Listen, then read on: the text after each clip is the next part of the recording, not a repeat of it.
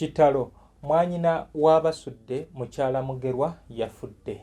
Ge mawulire agali ku mitimbagano era olunaku olwaleero luno agenda kubeera nga aziikibwa wali eba Kijulura e Bukomansimbi.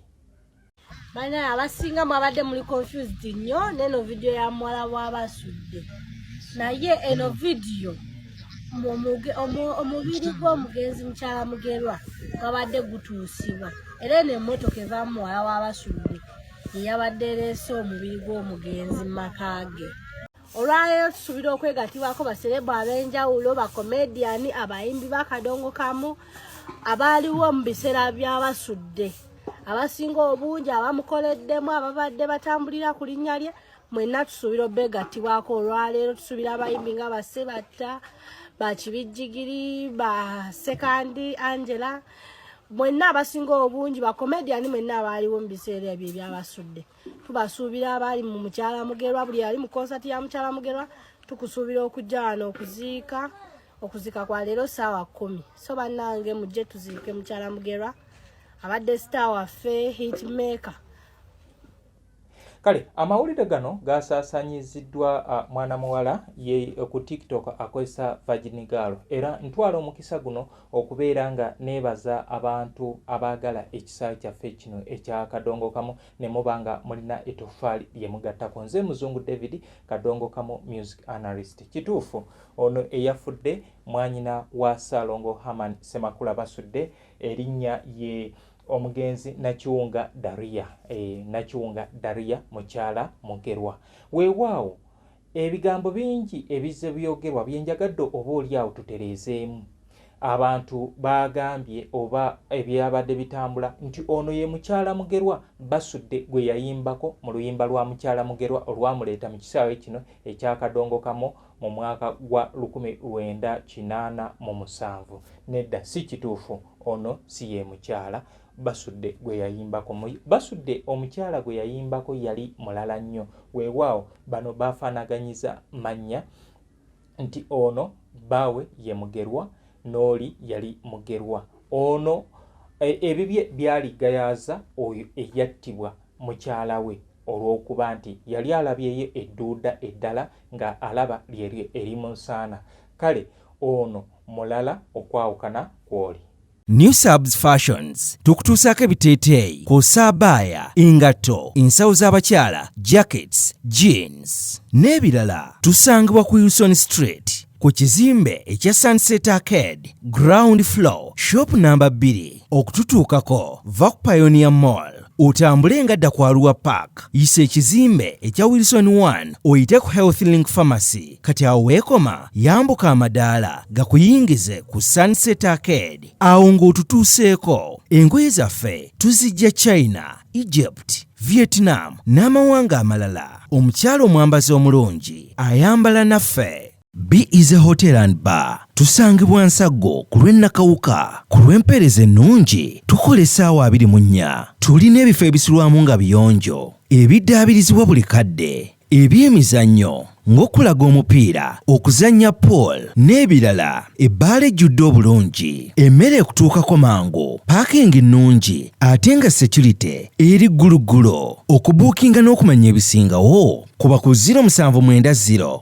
79 12 04 oba 058 98 77 34. You are not easy when you are not at Be Easy Hotel and Bar. Come and experience the ultimate in comfort, entertainment and security with Be Easy Hotel and Bar, Nsaggo, Nakawuka Road. Omuzadde kankwanjulire Kikaya College School Bulenga lya kisulo n'abava ebweru ly'abawala n'abalenzi ligatta amadeeni gonna liviira ddala ku siniya esooka paka ku y'omukaaga lisomesa arts ne sciences. Omwana bamubangulira ddala tebakoma kusoma busomi kyokka, bamutendeka emirimu gy'omu mutwe omuli okwokya welding, okusiba amazzi, okusiba enviiri, okukosa okufumba oba kiyite catering and hotel management, okuzimba, okutunga oba kiyite fashion and design layini, okukanika emmotoka, okukusa amasannyalaze, ku bitone by'abayizi b'ekansa omuli okuyimba, okusamba omupiira wamu n'okubaka, endya y'abaana nnungi, layibulale ya mulembe. Ow'ekisulo osasula emitwalo 69. Okwo nno kwe kuli okulya, okusula, okusoma n'endabirira endala yonna. Lisangibwa Bulenga ku Mityana Road, kilomita 7 zokka okuva e Kampala. Kuba ku 0772 442 799. Kale omukyalo ono eyafudde omugenzi Dalia nange ku Facebook yange namubise essaawa 15 eziyise. Omugenzi Dalia Nakiwunga oweeba Kijulula Bulenge Bukomansimbi District yono gwe nagize. Kati ono oluganda lwe ne Ssalongo Hamani Ssemakula basudde lujja lutya. Ono mwana wa tata wa Ssalongo Hamani Ssemakula basudde omuto amanyiddwa nga Cosima Katende. Genda mu luyimba olwa oluyimba akyali na nnyoko era ogenda kuwulira nga Cosima oyo bamuyimbako. Kale bw'atyo Dalia Nakiwunga azaalibwa omukyala Bena Nasejje ye maama we. Kale katutunulire omukyala omugenzi Nakiwunga Dalia mwanyina wa Hamani basudde abasinga gwe twakazizaako erya mukyala Mugerwa nti gwe bayimba mu luyimba. Weewaawo gali bafaanaganya mannya oli ye Omugerwa byali gayaza 1985. Abakulu Bob Musika gwe neekakasa mu kubeera nga akuuma empapula z'amawulire. Mwami Bob Musika ne mukadde wange Muzeeyi Magala musobola okutujjukizaako omugagga oyo omugagga oweegayaza eyattibwa mukyala we olw'okubeera ng'akoze ki atandise okubeera nga afunamu ebigere, okubeera nga anoonya obaolyawo abaali basingako ono. Kale mukadde Nakiwunga yatuvudde ku maaso nako olwaleero agenda kubanga aziikibwa wali eba Kijulula. Era neebaza Nakato Ruth basudde ne mwami Yasini oweewe bakoze enteekateeka ey'okubeera nga batambuza omubiri gw'omugenzi okugujja mu ddwaliro Mulago okugutwala wali. Nakato Ruth munnange weebale nnyo, weebalire ddala okubeerawo senga baganda bo ne mutabanyi waffe Kawuki era kyemanyi nti naye agenda kubeera musanyufu olw'ekyo kye wakoledde mukadde we. Kale katutunuulire ku omukadde ono eyatuvudde ku maaso mukyala Mugerwa yaani omukyala ono azaalibwa omugenzi Cosima Katende n'omukyala Bena Nasejje. Bena Nasejje ono w'oba otunuulidde mu nju ya Katende erinnya lya Bena lino ogenda kulisangamu nti Bena Nasejje ono yali afumbyeko mu nju ya Elia Kiza Katende era n'azaalamu. Era ono Bena Nasejje alina oluganda ku maama wa Ssalongo Emmanuel Sekidde Namaga Josephine baluganda. Kale bwe gutyo era ono omugenzi Nakiwunga we yatuuka eri ewa Elia Kiza Katende baazaalibwayo n'abaana abalala n'abatanzi ne mubeeramu Namakula basudde gwe baali baakazaako basudde omuto n'ono Nakiwunga era nga Nakiwunga ye mwana omukulu.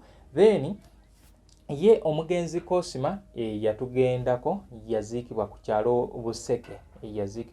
Buseke era ebeera Bukomansimbi District. Kati mu element y'ono gye baabadde batugamba nti yono gwe baabadde bayimbako tugenda kutunuulira ebintu bino tubyekaayenenye bulungi tulabe kituufu gwe baali bayimbako oba oli yali mulala, kubanga ye ono omugenzi Mugerwa bba wa Nakiwunga Dalia kituufu naye yafa, naye ate ye teyafa butwa.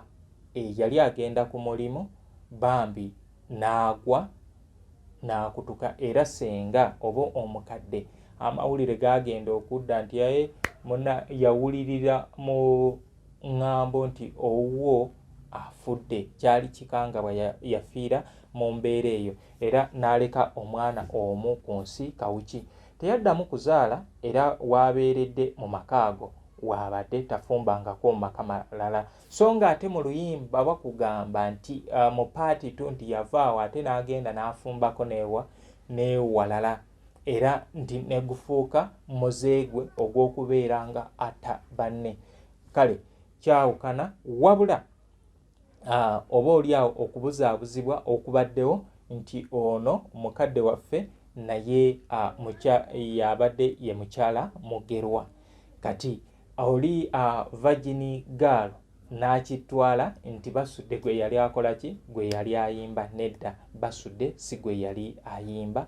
Basudde omuntu story eyo era yakyawaka nnyo. Amawulire nno nalina kopi eyo naye ndowooza nga sinaba nakubanga ntuuka kubiwa budde obw'okubeera nga ntereka oba oliawo ebintu ebyo, kubanga muzeeyi yagulanga ebintu ebyo. Abazzeeko wano ndowooza ndina ebintu byembalazeeko nga byadda ebyali mu mpapula ezo ez'amawulire. Kale bwe gutyo tutambula n'Ekikaya College and Vocational School, bali wali e Bulenga badde ne boarding arts ne sciences. Twalayo omwana bamubangule. Tuyina Be Easy Hotel and Bar, bali wali Ensago, genda osanyuke osanyusa obulamu. Tuyina ne New Subs Fashions, bali ku Sunset Arcade, genda weefunire ku byambalo. Kale bantu bange, nebaza abasobodde okuntuukirira, abambuuzizaako nti muzungu ekintu ekyo kiri kitya. Bwe ntyo nze ekyo bwe nkimanyi, naye naawe osobola okusabumiitinga okusinzirira ku ggwe ky'omanyi. Naye kyo nze kyemmanyi nti Basudde yali ayimba mulala, ono baafaananya mannya. Nga nakitegeerako nti mukadde waffe Betty Nabulya omwami naye ye Ssebaale. Kati twatuuka abantu nga bagamba Dr. Frederick nti ate yakola ki, ono gwafumbira. Nedda, baafaananya mannya nga woolaba Dr. Fred Ssebaale ne Ssebaale owa Betty Nabulya. Kale bantu bange kambaagalize olunaku olulungi, mubeere bulungi, mweraba.